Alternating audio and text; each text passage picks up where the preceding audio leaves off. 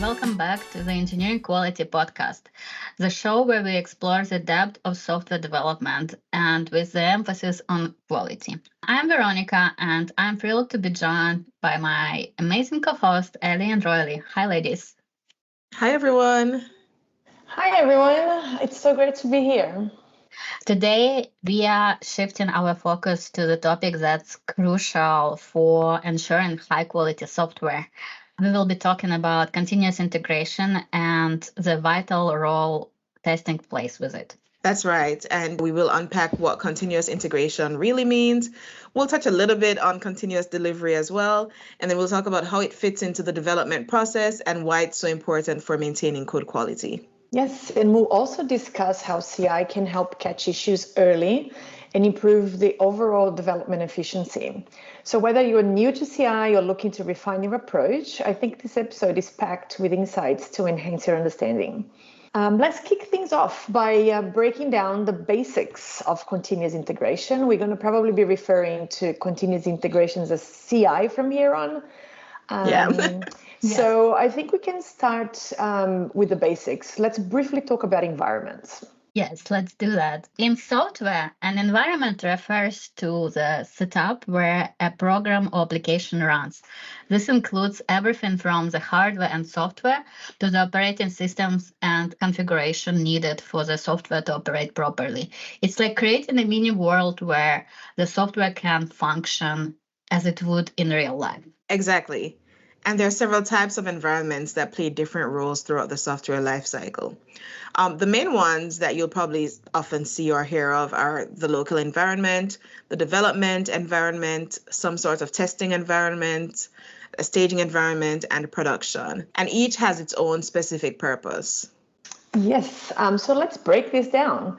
The local environment is where developers work on their personal machines, writing and testing code before it goes to any shared environment. And then we have a development environment, also often called dev, which is often hosted on shared servers where multiple members of the team can access it. It's used for collaborative development and integrating and testing code from multiple developers. Right. Now let's talk about the test environment. It's traditionally set up as a dedicated testing environment where more comprehensive testing can be done to ensure everything functions properly before going live. However, these days, I've seen cases where having a dedicated test or even a dev environment too is becoming rare, mainly because modern systems are so interconnected. Exactly. And for many companies, and especially the companies that I've been working with recently, most testing really now takes place in the staging environment or pre-production environment, whatever you call that. In an ideal scenario, the staging environment would be a true replica of production. Emphasis on ideal scenario, right? Exactly. I've never seen one in my career, but that's the North Star anyway. And not only a true replica, but it should also have all the systems fully integrated there to truly replicate the whole environment that you get in production. Because the main purpose of a staging environment is really to serve as the final testing phase before the release. So you need to make sure that, usually we have a very cut down version of environments, your test environments or any other environments below that. So you want to make sure that on a true environment, everything passes. So before we release anything to production, ideally we would have this environment would test there. And it's also used as well for stress and performance testing, which means that in theory, it should also have a copy of the data that production also has. So it can function as a performance testing environment as well. But as our systems become more complex, achieving that complete production copy is becoming increasingly difficult, almost impossible, to be 100% honest. We get as close as possible to production, but it's really difficult from a money point of view, from a time point of view, from a maintenance point of view to have that environment done. Especially when we have too many third-party interfaces, replicating them is really difficult. And also, as companies shift more and more towards microservices architecture, that's becoming really difficult. For example, I've worked in a company that had over 100 microservices within our testing environment or in production. Wow. And to really be able to connect all of those production microservices on an end-to-end flow down in a lower environment was extremely difficult. So, it forced us in testing to really learn how to test in different ways. For example, doing a lot of integration testing, end-to-end testing was very difficult to reproduce. So in that scenario, we didn't only shift tests left, but we also shift tests right a lot. So we tested in production a lot, and we used some of these strategies that we're going to talk a little bit more about. Yeah, and finally, the production environment. What is this, you would ask? This is actually this sweet place where application runs, and this is the environment that end users can access. So as we already discussed just now, typically only local staging and production environments are strictly required, with test and development sometimes being combined with staging due to infrastructure costs. And well, even staging is not always fully replicating production, as we already discussed. Yeah. And actually, there's one additional environment that you sometimes find in some pipelines, even though it is not as common. And this is the canary environment. And this is where new features or updates are deployed incrementally to a small subset of users before a full rollout to production. So this type of environment allows for monitoring and rollbacks in the event of issues without affecting too many end users.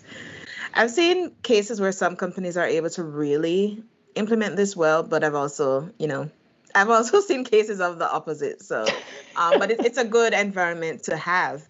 Yeah, technically, Canary is kind of a subset of production. So it can be configured as a part of production. So now that we've given you this great overview on environments, let's talk about CI, continuous integration, right? So CI is a practice in software development where code is frequently integrated into a shared repository, which allows for smoother team collaboration. So the idea here is to ensure that small incremental changes are constantly being merged into the project, and often multiple times a day, rather than waiting for large code changes to pile up. So imagine, right, having multiple people working on different parts of a big project. If everyone waits until the very end to combine their work, things can easily break, and this can cause delays in releasing. It can cause confusion. Hello. Not to mention, it's not possible to test any of the changes until everything is integrated.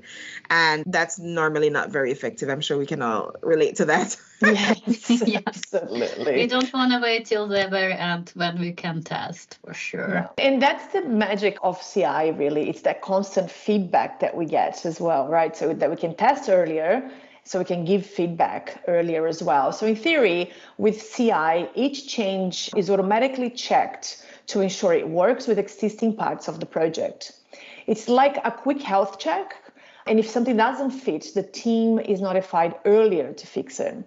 And this is where testing and the different environments come into play. So CI on its own won't magically prevent bugs or integration problems, but when it's combined with automated testing, it can become super powerful. Yeah, that's true. And well, we talked about CI, right? But CI doesn't run in the vacuum.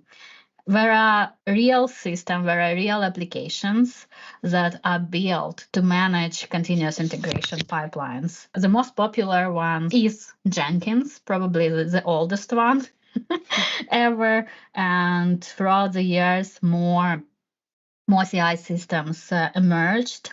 So some of them, I'm not going to mention all of them. Some, I just will mention some.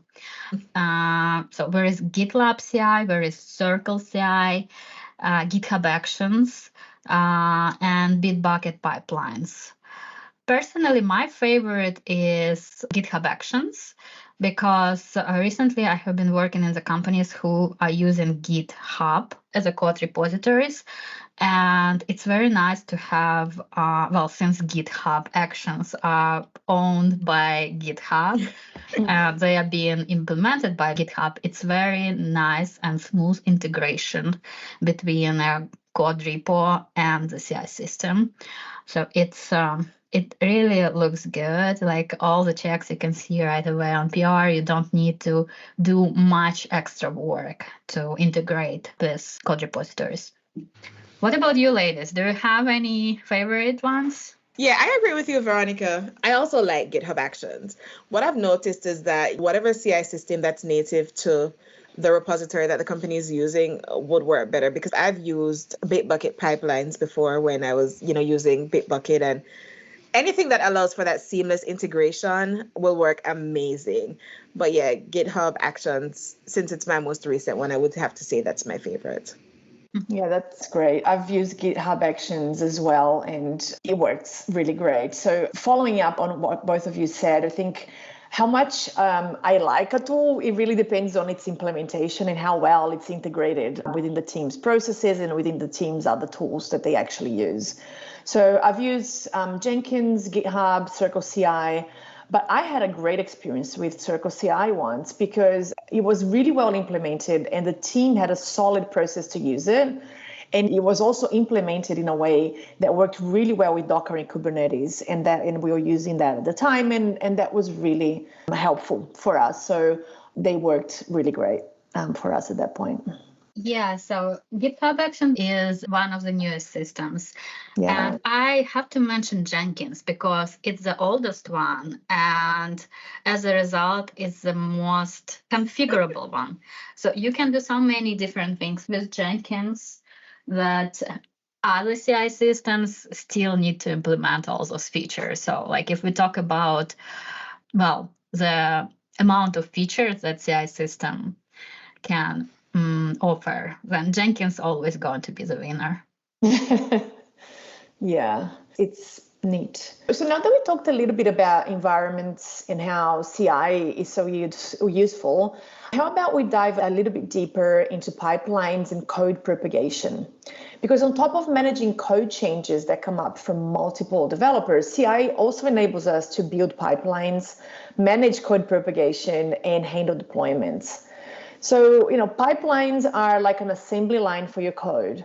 When a developer commits change, the pipeline automatically builds the code, tests it to ensure it works, and then deploys it to various environments, as we discussed before. This process ensures that everything is done correctly and efficiently without manual intervention. Yes, and if we talk about code propagation overall, right, that Ellie just mentioned, code propagation involves moving code through various environments. So it can be from local environment to staging or from staging to production. This process includes automated and sometimes manual checks before the code progresses to the next environment. But propagation is pretty much the copying over the code from one place to another. That includes different steps in between, and this is why we have those pipelines that handle those steps. So some of the common steps used by CI tools for code propagations are triggering the CI pipeline, usually after a commit of the code or a merge of the code to a branch. It starts the build process. What does it mean? It's like compiling, packaging code, resolving dependencies, ensuring there is no syntax error, and more. Then there is jobs that are running automated tests. So those sometimes include also manual steps. For manual testing, also it can include visual regression testing. After all checks have passed, our syntax check, dependencies, and also special automated testing jobs that we run, we trigger deployment to the environment. So usually it's like, well, it's staging environment, right? And then we start over again. So once we tested everything on staging, what we wanted to propagate the code to production, we do deployment to production the same way as we were doing it to staging. So we trigger in CI pipeline that runs all the checks. And then if everything is clear, this is when we are ready to go to production. And usually going to production step is manual. So we need to do like the last manual go, no go before we release the new code to the end users. Right. And so I know you mentioned a lot about deployment, right? So just to clarify, deployment is basically the process of moving the propagated code, right, that Ali and Veronica mentioned, from the one environment to the next. So you copy the code from local, for example, you move it from local to dev, you're propagating the code, and then you're deploying it. So that's the whole idea with deployment and code propagation. And deployments can be manual, as Veronica mentioned, or automated. And so with automated deployments, it can help with speeding up the release of new features or fixes, and also with reducing errors. And the frequency of deployments can range from several times a day to every few weeks, depending on the application and the company's practices. And not just the company, but the team's practices, right? Because we've seen different things in different teams in the same company. Yeah. For example, one of the most recent companies where I worked at, we had an application that actually touched several different parts of the entire company product. And so we had a situation where we had some code that lived with one application, then we had another code that lived with one application, and then we had another code that lived with another application. And we were interfacing with about 5 different applications within the same product, all of which had a different release timeline, different release process. So can you imagine when you're releasing a feature that touches everything, the amount of coordination and planning that has to go in to make sure that everything goes on at the same time? Because we had one app that released daily, we had one app that released weekly, we had one app that released as needed. So yeah, it was interesting. What a nightmare. Yeah, that's a challenge for sure. 5 different ones as well. And I assume that you were heavily using the concept of feature flags, right? For sure. Yeah, because without feature flags, it's probably not even possible to do it all in the same time. We relied a lot on feature flags. Well, even if it's just a click of the button, you cannot click a button like at the same time, in 5 places. Optimizely was our best friend, you know?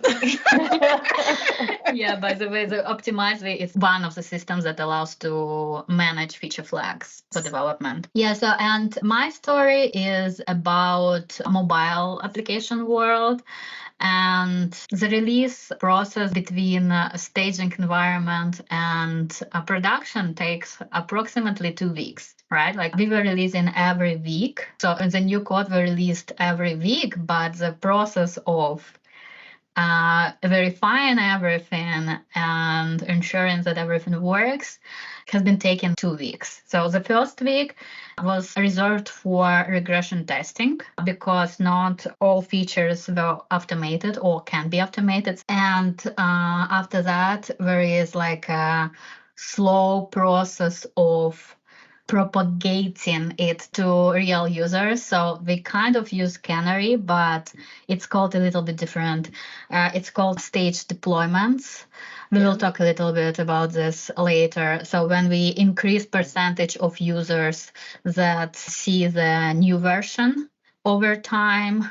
So first day, for example, users see 1%, the second day 5%, and 20%, and then like going on to 100%. So this is how it works. Well, it's 2 weeks, but at the same time, the release starts every week. But yeah, it takes 2 weeks to deliver to production. So if we talk about mobile applications, the reason why the process is so slow is because every version of application needs to be approved by Play Store if it's Android and by App Store if it's iOS application.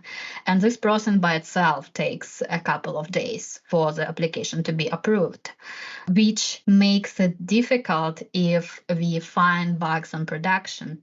So if, for example, we find something critical that we need to release to production, then usually the process takes approximately 24 hours after submission of the fix up until the stores would verify the fix. So it's usually like approximately 24 hours delays in fixing bugs if we talk about solely UI specific issues. So if it's backend, then like it's going faster. So I'm talking only about releasing UI, right? Like things that needs to be approved by mobile stores.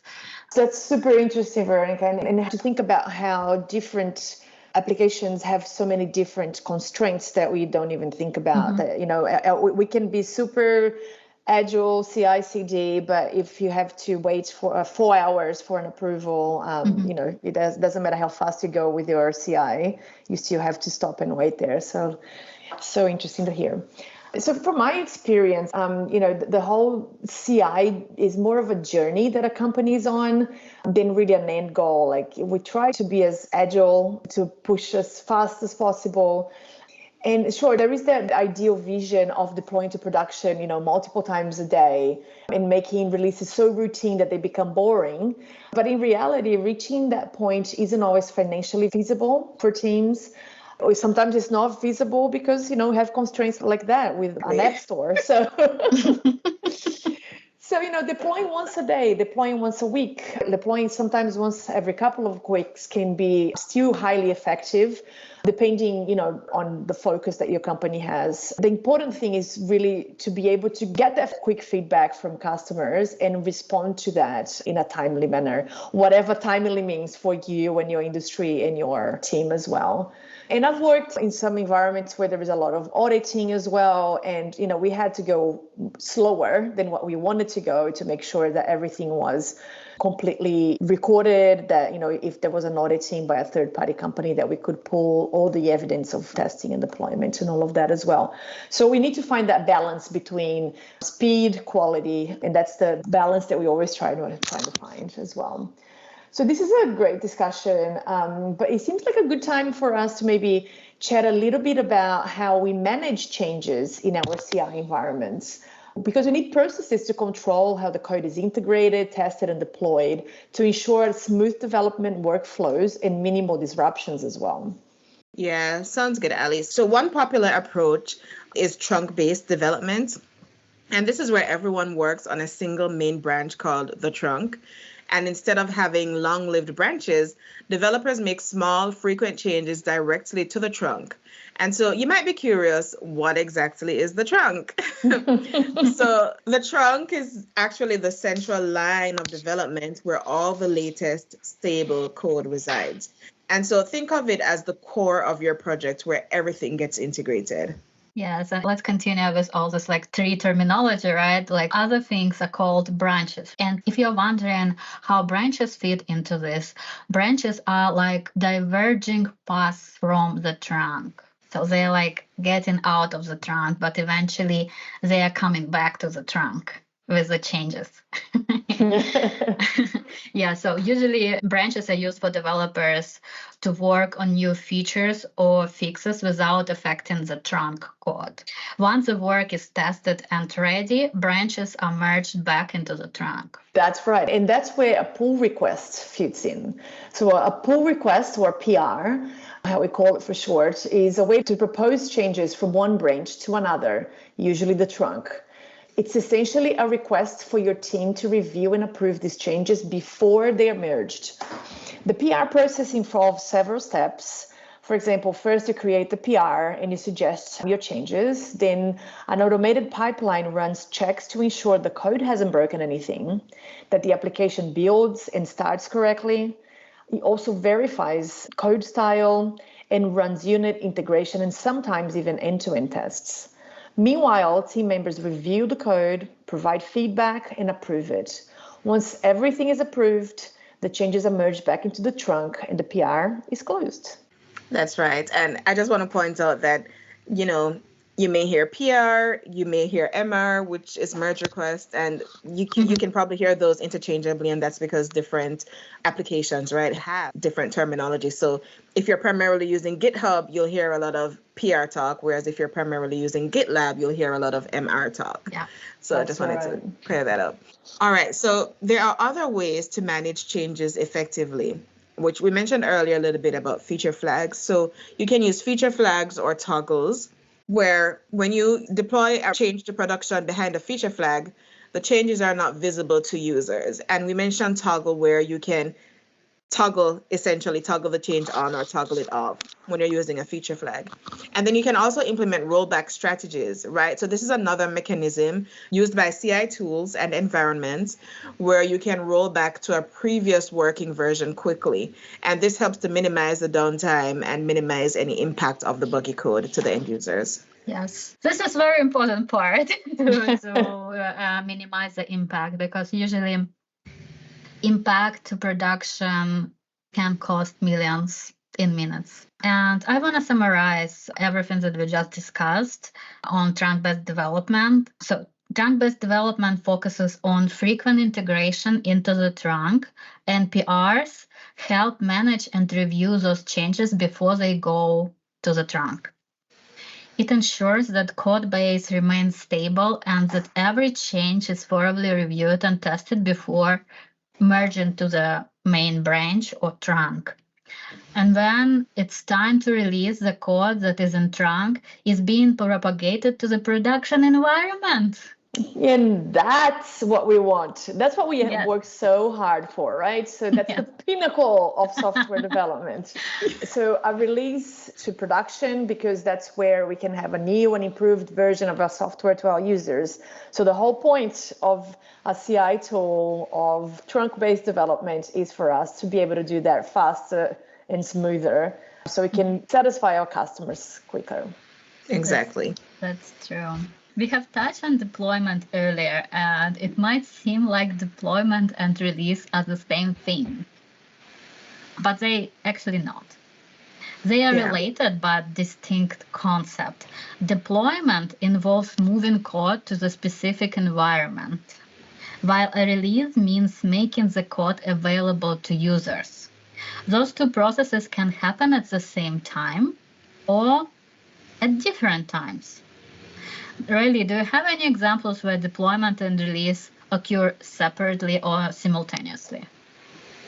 Yeah. So at one particular company, for one of the apps that we had, we did daily releases, right? So this meant that once we triggered the pipeline and the deployment happened to the production environment, it immediately released the changes to the end user right after that. And then there are other cases where we have certain features that are ready to be deployed to production, but we have to go live with them to the end user on a specific date or at a specific time. And so in those cases, what we would do is, we mentioned earlier feature flags, right? So we would deploy them to production, right? So they're in production, but they're what we call in a dark mode. So they're turned off. So they're not visible to the end user. But the code is in there. The code is in production, correct. And then once we are ready to go live, we toggle the feature on, and at that point it's released to the end user. So that's essentially the difference between releasing versus just deploying. Yeah, I think that that's a great example. That's one of the main examples that I have as well. So it's really when feature flags really help to keep that distinction really clear. You can either release and deploy at the same moment, or you can deploy dark and then release it when you're ready. The code is already being released, but the feature itself is not visible. So, yeah. Yes, that's correct. And I want to talk a little bit more about feature flags in here. That there are different kinds of feature flags. Well, two main ones that I was using before were like, one is that the one that like we can flip the switch manually. So whenever we want, we are controlling when the feature goes live. So manually, product owner, engineer, they go to the systems that manages feature flags and they can turn it on or off manually. And there is another type of feature flag that kind of like a scheduled feature flags. So we can include in the code the specific date and time when feature will be available. When I worked in e-commerce, this was very helpful because some of our promotions were going live at midnight and no one wants to flip the switch at midnight. So we were just doing scheduled feature flag that was automatically turning on the feature at midnight, and there was no intervention needed for this to happen. That's pretty cool. Yeah, that is cool. I wish the team that I worked with were using that as well, because if we had a release at midnight, we were up at midnight. The whole team was up at midnight. Oh, no. So that's a pretty useful thing to do.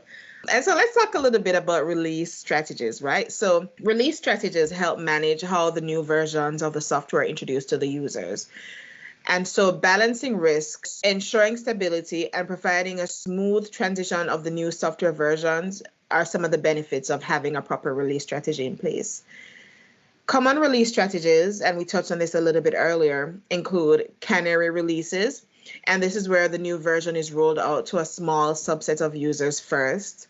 And by rolled out, we mean released, right? Because assuming it's already deployed to production, and then you want to roll it out to a small subset of users first. For example, a company releases a new feature to 5% of its users first. And if there are no major issues, then they can go ahead and gradually expand that to, say, 50%, and then eventually to all users. And then if there are issues, when it's just 5%, it gives them the opportunity to roll back that change, and only 5% of users would have been affected. Do you know why it's called canary releases? So a long time ago, or maybe still today, I'm not sure, in coal mines, when they were digging coal mines, there was fumes that could come out of that could really be detrimental to humans. And they would pass out. So they would take canaries with them, so the birds in the king cages with them, and they would observe them as they would work throughout the day until they started to pass out, because they would pass out before humans do. So once they saw the birds passing out, they would run out of the coal mine, and so they would be safe. So it's a safety measure. So I think that's why it's being called a canary release now, because we can release safer to a smaller amount of users, or however we deliver. Yeah, so, and Ellie, I didn't know that they worked with canary birds inside. I knew that in the mornings they were actually putting on the canary birds inside the mine. And if they are not coming back, then it's not safe to go. Oh. I mean, it's both correct, but yeah, again, like we are talking about like, oh, let's check with a smaller thing, right? Like it's a bird, right? Just like, let's check and see if it survives. Yeah. I just hope no birds were injured in any of this conversation. No birds were harmed in the making of this conversation. No, but seriously, like the poor birds, right? They took one for the team, and it's the same idea of that 1%, that 5%, taking one for the team essentially, and letting the software team know if there are any issues, and then they could easily roll back. So that's interesting. Thanks for sharing. Yes, another release strategy is blue-green deployments. It uses two identical environments. One is called blue, which, let's say that this blue version, it's running the current version of production. And there is another version, which is we call green, which is running the new version of production. Well, the new version that we want to release.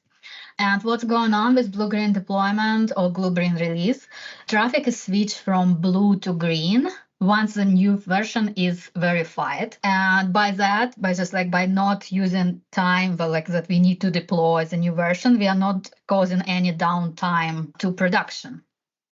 So for instance, a website's current version runs on the blue environment. After testing the new version in the green environment, the traffic is redirected to green environment. And if any issues arise, traffic can be quickly switched back to blue. So we still keep in the blue version before we confirm that the green version is stable. Cool. So the only other one I can think of is really a staged release, which really involves gradually deploying the new version to different groups of users over time. There are different strategies for staged releases. They can be based on factors like geography, user type, random selection, and anything else, as long as you choose a small sample size of your production users and you are able to release to them. So again, using feature flags, I've been able to use this in the past, and with what we used to call dog fooding. So we used to be able just to release to the people that worked in the company for a period of time. So we would be the ones, because at that particular company, we used the application ourselves on our day-to-day. So we would get the version first, would dog food it for a period of time.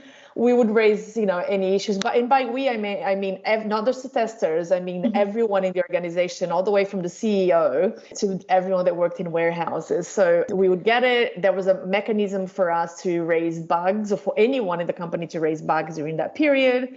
And then after that period was over, if we deemed it safe to release to the rest of our users, we would do so. I love doing dog fooding because we can see firsthand what's going on. So if you use it, that's a great tool. Yeah, I have to say that, well, you were canaries.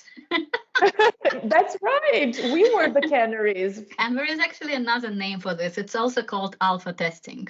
Yes. Right. Yes. So just before we end, we focused on continuous integration, but there is a closely related development practice called continuous delivery, or CD, that is usually mentioned together. So a lot of people, when they talk about CI, they talk about CI/CD altogether. And although CD is not the focus of this podcast today, we just wanted to kind of touch upon it just so we know what the differences are between one and the other, and to explain that they are not the same thing.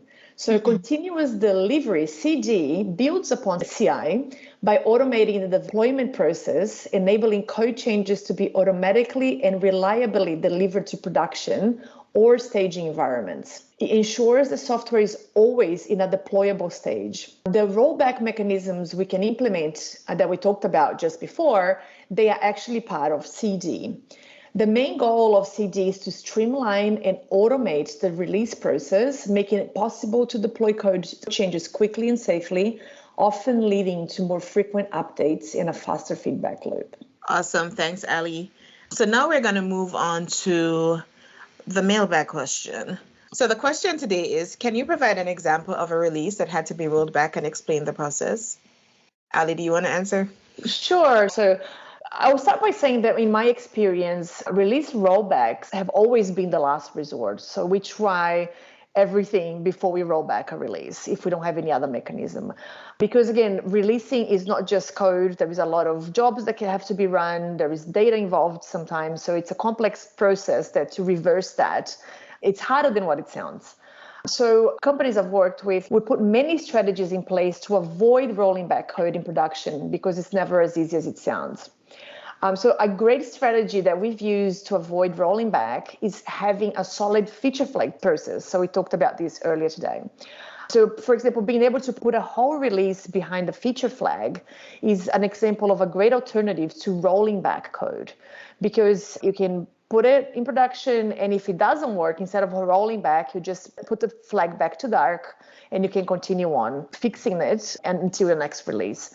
So it's been a long time that I have worked in a company that we've had to actually roll back any major release for that matter. So in some of my experiences, right, so it depends on the feature and the impact. So I've had situations where we were able to do a full rollback because, one, again, it wasn't rolled out to 100% of the end users, and there were no major implications with just rolling back, solving it, and then re-releasing. But then there have been other instances where, because of contractual obligations, we had to have it live in production at that specific date, at that specific time. And so at that point, we had to essentially hurry to get a hot fix out to fix the issue. And then there was another company that I worked at where once it was a release day and there was an issue in production, one of the biggest themes with this company on release day was cherry picking. Oh my gosh, it was nonstop. Let's cherry pick and roll this back. Clearly, it wasn't the best process from my experience. It was horrible and very difficult to cherry pick. It would have been way easier to just release hot fixes, but that was the process that they had at that company at that time. Yeah, so cherry picking is like selecting specific commits that we can exclude or include into the trunk to release, right? Correct. And you do the same for rolling back. So you just select those problem commits and put those into the PR that you're creating to revert that change. Yeah, so I also want to add a little bit more flavor to rollbacks, because there are kind of like UI application rollbacks and there are backend rollbacks. And I think if we talk about UI application rollback, it's safer to do because it involves only changing the code that is like running this application, meaning like only UI piece of that. But if we talk about backend, we talk about potential database changes. Maybe we remove a column from the table. Maybe we dropped a table. Maybe we added a new table. I don't know what it might be. When we start involving data to the mix, this is when rollbacks becomes more complicated and less desirable, I would say. Yeah, it's much harder to handle, as Ellie mentioned. Yes, absolutely. Wow, that was awesome. So we can now go to tip of the day. And today we are focusing on accessibility testing. Yay! So let me kick us off. Accessibility testing ensures that software is usable by everyone, including people with disabilities. This involves checking compatibility with assertive technologies like screen readers and ensuring that text alternatives and keyboard navigations are in place. I love accessibility. It's one of my favorite topics and one of my favorite things that every company should make sure that if your software is not accessible to all, then that's an issue.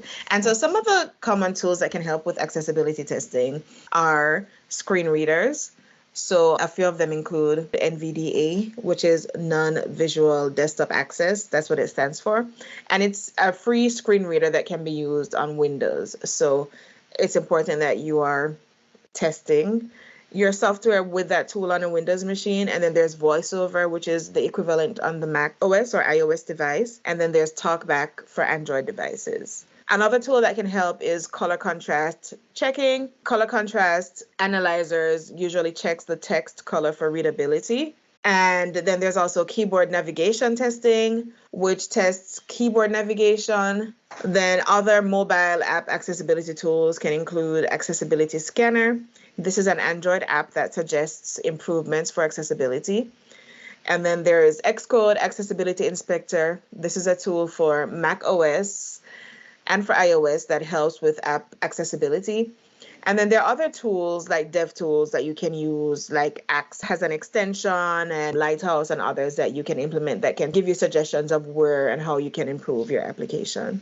Yeah, thanks, Royally, for sharing those. It's really up to us as testers to make sure that we are using these tools as best as possible and as much as we can, because integrating them into our development process makes sure that our software is more usable by everyone. So let's be advocates for them. Absolutely. And I can tell you a story on this. I was a part of a dev team and we were doing some UI changes, right? Some design changes. And there was someone on the team who kept saying to a developer, we want to make sure that we're using red and the color that you're implementing is not red. And, we were saying, well, what red? Because there's so many different codes for colors, right, that you can use. And it turned out that that specific developer was colorblind and he was not able to see red.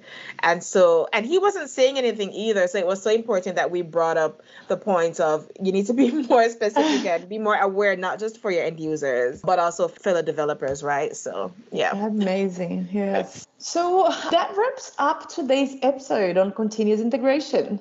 So we've explored the essentials of CI, its impact on development, and how testing integrates seamlessly into the process.